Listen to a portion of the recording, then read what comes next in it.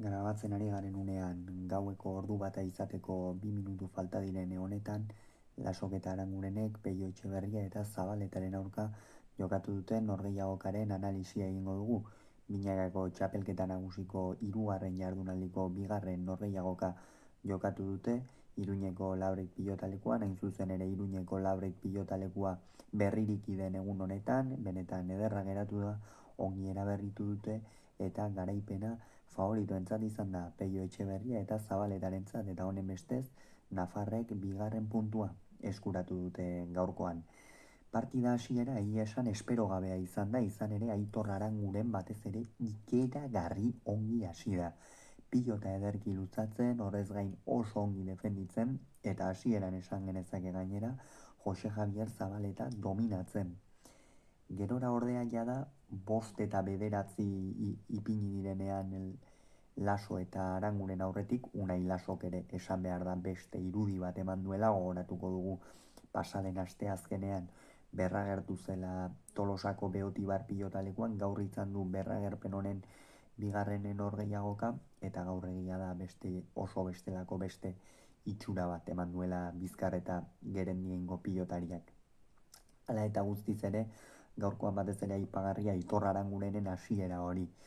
Esaten genuen, lehenko astean, Arangureni asko kostatu zitzaion, etzen testu ingururik errazena ere beretzat, baina gaurkoan jada ikusi dugu nola beste irudi askoz ere bestelakoago bat erakutsi duen Aitor Arangurenek, eta hori ere aipatzekoa, ez naiz eta galdu, bikotearen gauza positibo gehiagotan gera gaitezke gaurkoan negatiboetan baino, eta nik uste horrek Laso eta Aranguren bikotearen inguruan oso ongi hitz egiten duela.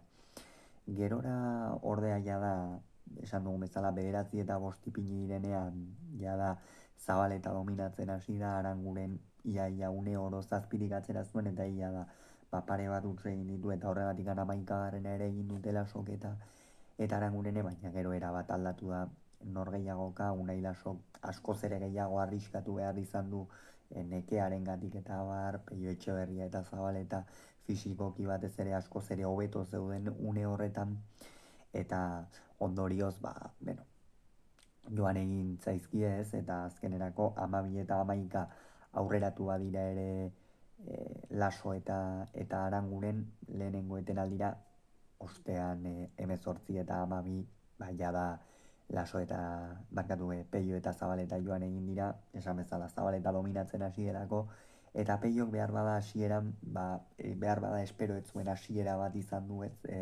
pilota batzuk galdu ditu, Laso askoz ere gehiago zen, Laso errematean benetan oso fin hasia, oso bizi mugitu du pilota, eta horre, Peio hasiera horretan zalantza di hasiera, gero ordea ja Zabaleta dominatzen hasienean Aranguren ere nekatuago ikusten genuen, hasierako freskotasun hori ez zeukan, ez zion kolpea berdin tiratzen, logikoa den moduan ez da, eta partida amaierarako, askoz ere hobeto amaitu du Peio Etxeberria Zabaleta bikoteak.